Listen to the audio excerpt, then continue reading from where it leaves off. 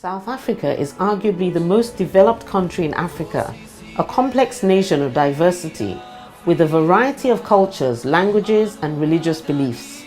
There are 11 official languages, with a population of approximately 52 million.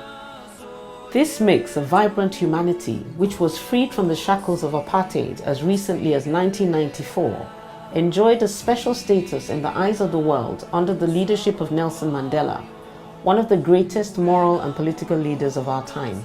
Visitors from Nigeria flock to South Africa for business, tourism, and to study. Acquiring a visa is the first hurdle before they finally arrive in the country to have their passports scrutinized, usually via the point of entry at OR Tambo Airport, Johannesburg. In this film, I will be investigating what it means to be a Nigerian living in South Africa and how far the ideal of Ubuntu extends to them in their different walks of life.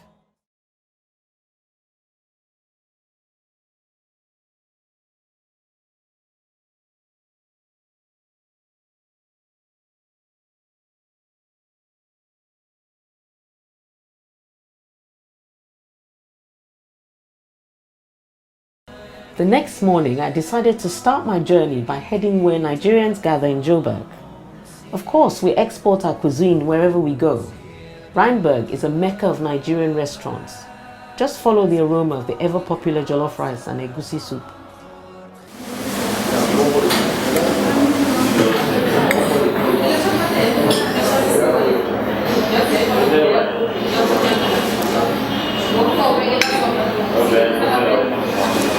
I'm surprised the way I'm saying that's this one. Not even Epa. I expect them to have the ban and pounded yam. Those are the basics. We eat Nigerian food mostly. Such as, what do you There's egusi, ogbolo, every food. Where I'm staying, I'm a landlord and I've welcomed Nigerian guys to be my tenants. And they've been staying with me now to almost 3 years. And we get along. They even teach me their food, but I haven't started learning to cook what they eat. But I can name some certain dishes about Nigerians. While many South Africans have wholeheartedly embraced Nigerian food and entertainment in particular, naturally they still see it as the visitor's responsibility to adapt to the host country and not the other way around. In 1999, I took a trip to South Africa, like a film project. So in Cape Town precisely. So I saw the environment, power stable, economy great, everything was orderly. You queue before you get anything done, not like rushing. Everywhere was clean. And I saw myself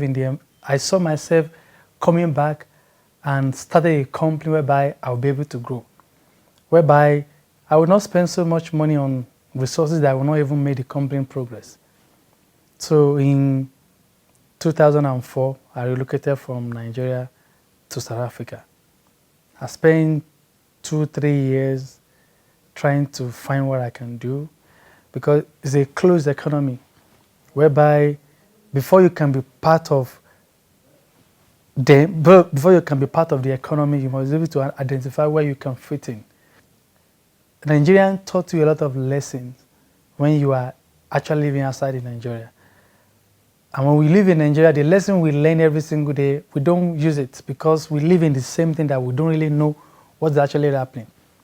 I'm sorry to say it, a lot of Nigerians who think they are very educated, they are informed with what is going on in the rest of the continent. When they're outside the country, they are illiterate. They don't really know much. So if anybody wanted to relocate or you want to move to another country, you need to plan what do you want to do, which work you want to do. And if you think that what you do in Nigeria is what you want to come and do here, you need to have a taste of that also. Like what I did for a whole year, I was studying the environment, trying to see what works, what doesn't work, before I be able to pinpoint which area I want to go. We should live by example. The way you come across to people matters. And when they see that, no, this one is different, I think it will change with time. but we need to enlighten more, just as we are doing now. And then we write more in the magazines, and we should be a bit tone down our voices when we talk.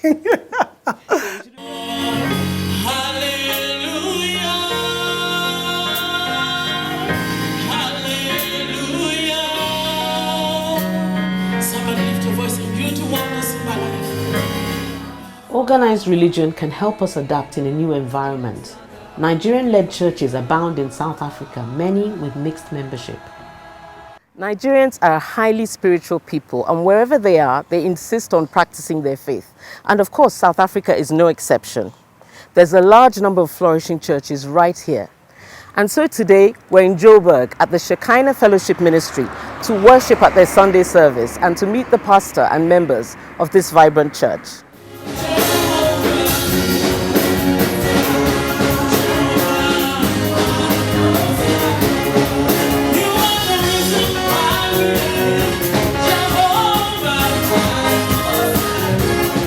Receiving your breakthrough with rest. Or perhaps you may say to yourself, receiving my breakthrough with rest.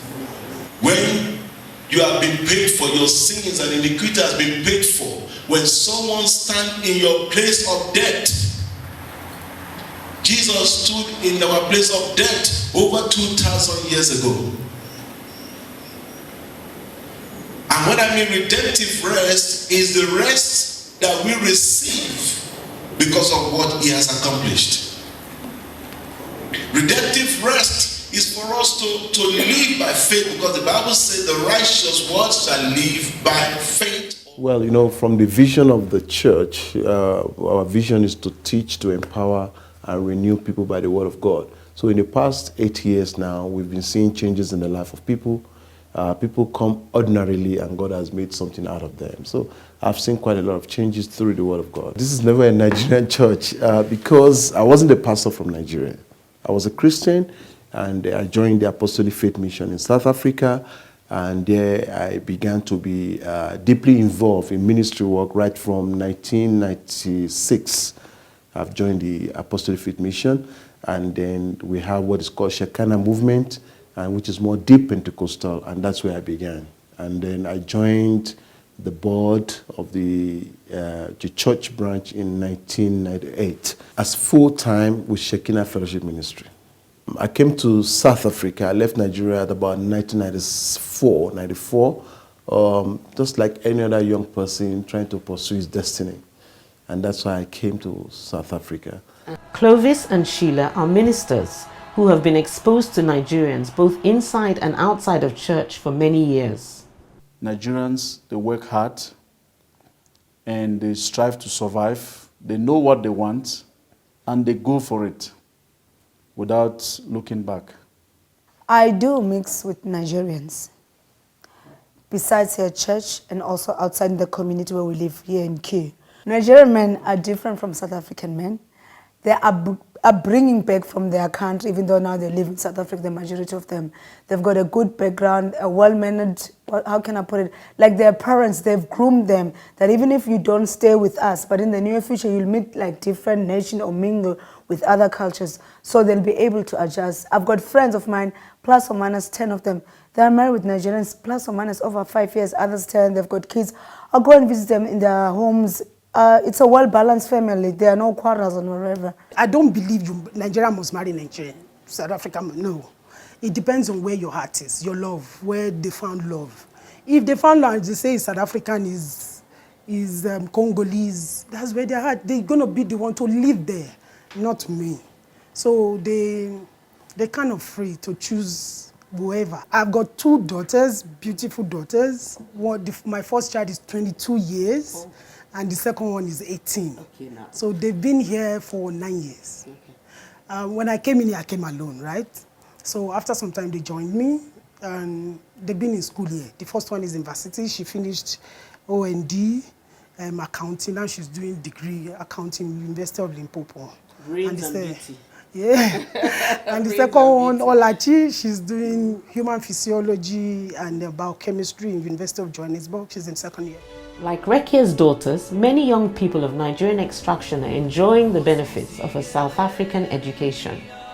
I went to Pretoria to meet up with 3 law students who are excelling at their studies despite the challenges of being far from home and witnessing the ongoing Fees Must Fall student demonstrations. Studies here in South Africa is really good. If you go online, you'll find out South Africa has the best educational system here in Africa. And that's the main reason why my parents actually wanted me to come study here in South Africa. My dad came to Namibia with the UN because he's a doctor. And then so my parents, that was like 26 years ago. And then my mom came with my dad. So I was raised in Namibia because of that. And I speak also the language fluently. I always was brought up that you have to have a good name, that whatever you do reflects on your family. So for me, I always had to behave in that way. But it's like some people would see that as a heavy burden, but I see that as actually something like a privilege to be able to carry your family's name high. There's a lot of problems that come up. For example, like you're emotionally drained, you stay in your room, and for someone that comes from outside the country and without family members in the country, you don't have any place to go but to stay in your room. So it does drain you, but it's not. But this university has a way to help you with all these things. They even have psychologists which you can call in case you feel drained. They also, with the education, they are telling you what to study. They give you lectures online. The university education is quite good because I feel like they use different forms of teaching. There's the online teaching and there's also going to class and stuff. There's ClickUp at my university, which makes it easy for you to access the documents and things like that. And for the protest, although they have been emotionally draining because there's the need to go to school and you sit at home all day and do nothing, it's quite frustrating sometimes. But university is also trying their best, in my opinion, to move forward with the educational year. For me, being a Nigerian in South Africa is very difficult because they automatically associate you with drugs. The females, they think you're promiscuous. Sometimes they think you're out there, not like out there, like snobbish and rude, like you put yourself up there and everyone else down there. I feel like it's not fair to just stereotype someone because of where they're from. Everyone is different. The issue of negative stereotyping comes up again and again in conversation about Nigerians. I don't go out, I don't go to any event, but we're supposed to be the one going out, going to different places and carry the name of Nigerians. The reality is that it is there. The perception is there. People, when they hear you are a Nigerian, they just have this negative perception about you. And it's because of a minority. Now they want to, it's like you're taking a brush to paint the entire everyone, which is not the case. There are Nigerians that are professionals. There are Nigerians that are honest, that live an honest life. There are Nigerians that, they are family-oriented. They are responsible people. So but you have a few that now taint the name, they taint the country as a whole. But it's not the entire Nigerian community are dubious. These things they're saying is not just false. There are reasons why they say these things because they've seen them. And people study a lot from what they see and their experiences. I want to talk to especially my Nigerian brothers. They should stop being drug dealers. There's a lot of work here in South Africa to do. And you should know that if one person is a drug dealer and you're detected as a Nigerian, that is your name and your nation's name you're spoiling. So when you're going out there, don't just portray yourself, your dignity, your family's name, and also your nation. Faced with this rousing challenge to the few dubious Nigerians, where better to get the official viewpoint than from the Nigerian consulate in Joburg, where Ambassador Uche Ajulo-Keke graciously granted me an interview. When the Nigerian arrives to South Africa, he looks for where he can begin to earn a livelihood. Yes, there is a negative stereotype against Nigerians, but it's not a Nigeria-specific problem. But give a dog a bad name and hang it. Because Nigerians are many, and they are the people who are hustling around to make ends meet. Any bad thing, they say, oh, those Nigerians. Even when it is somebody from Zimbabwe or Malawi or Mozambique, oh, those Nigerians. So give a dog a bad name and hang it. So that is what we have experienced.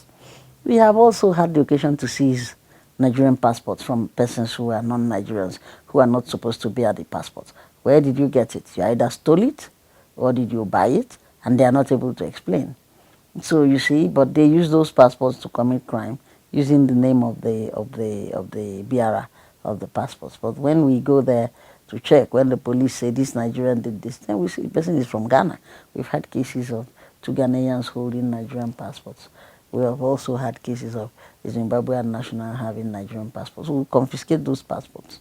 2 weeks ago, we had some stowaways, 3 stowaways. I think they boarded a South African ship from Benin. And 2 of them were not, there were 5. 2 were not Nigerians, but they brought all of them here to me. 2 are Beninois. I said, what is a Nigerian? They say, no, they came from Lagos. The other one said he boarded in Cotonou. The other one said he boarded in Banjul. Only God knows.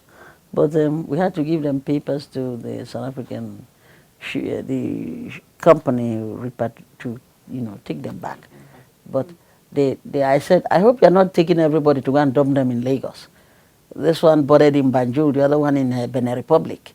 And now you're telling me all of them are Nigerians. So I said I was going to give them documents for 3 Nigerians. They began to cry. I should give them documents for everybody. I said, no. That is what I say, call a dog a bad name and hang it. These stereotypes are more than just image or PR problems, but they can translate into dangerous outcomes. I had very serious challenges during the issue of xenophobia. 4 hours after the attack, I was the first ambassador to visit directly the scene of the attacks and see firsthand the damage done to the lives and property of Nigerians.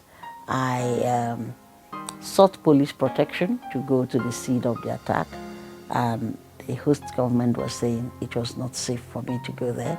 I should not go, but the Nigerian Union were crying. Women and children were crying.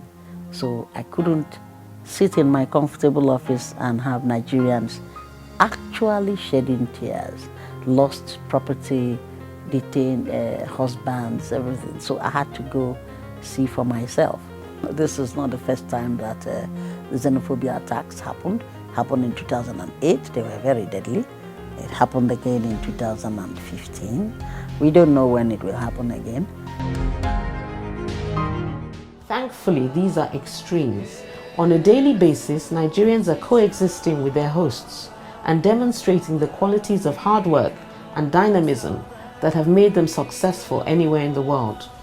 There's one thing, you must be focused. I was so dedicated that I really want to have my own, because then my boss, I would look at her and say, I want to be like her. I want to have my own, because now this is like what I want to do. Changes is happening, and everybody should align themselves with the changes. It was difficult from the beginning, because when you're creating the channel, they will tell you, you have to do it this way. But I did not pick their formulas. I used my own formula. I created my own content in-house. I did everything in-house. The branding, everything done by myself. As well as being a pastor, Abe Adeniba is a successful real estate agent. Like Rekia, the salon owner, and Wale, the founder of Planet TV, he has laid a foundation for his business over several years and is now reaping the benefits. In terms of the South African Constitution, I think the amended Constitution of 1996 actually allows individuals to own property. Okay, and also for foreigners, they are allowed to invest in the country.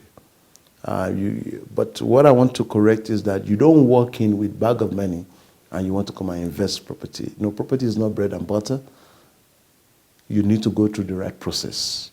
Who domicile your investment, who do the runs for you, and who do all the normal process for you. And there are no restrictions. And also one of the questions people do ask is that, can I get my money back? Can my money, investment, or income be repatriated? Yes, we make sure you get repatriation of your income or rental. So there's no difficulty, but there are processes. And foreigners are allowed to invest in South Africa. I position the company to empower others. That's the vision. I position Aberdeen Properties to empower other people, and it can carry on. No, Nigerians have made it here. We are very successful. I also hosted last year Nigerian academia in South Africa. We have about 300 professors and 3 vice-chancellors in South African universities, yes. University of Limpopo, University of Eastern Cape, universities several. We have many head of deans. Faculty deans are headed by Nigerians, over 50 different faculties.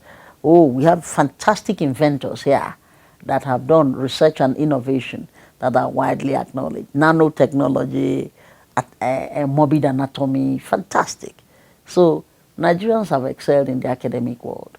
And then also in the professional world, we have seasoned Nigerian engineers, expert in water treatment, reticulation. We have engineers in good standing, architects in good standing.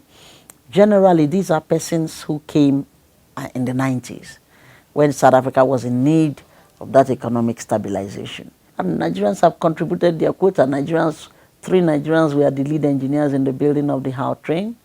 Nigerians were also lead engineers in the building of the Moses Madiba Stadium. Nigerian was the lead designer in the design of Oliver Tambo Airport. So we have, Nigeria has made quite its contribution to the development of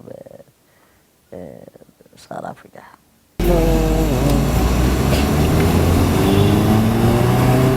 And so I take my leave of South Africa, a land of plenty, where it seems Nigerians can enjoy the good life as long as they fully adapt to their new home, work hard, and remain on the right side of the law.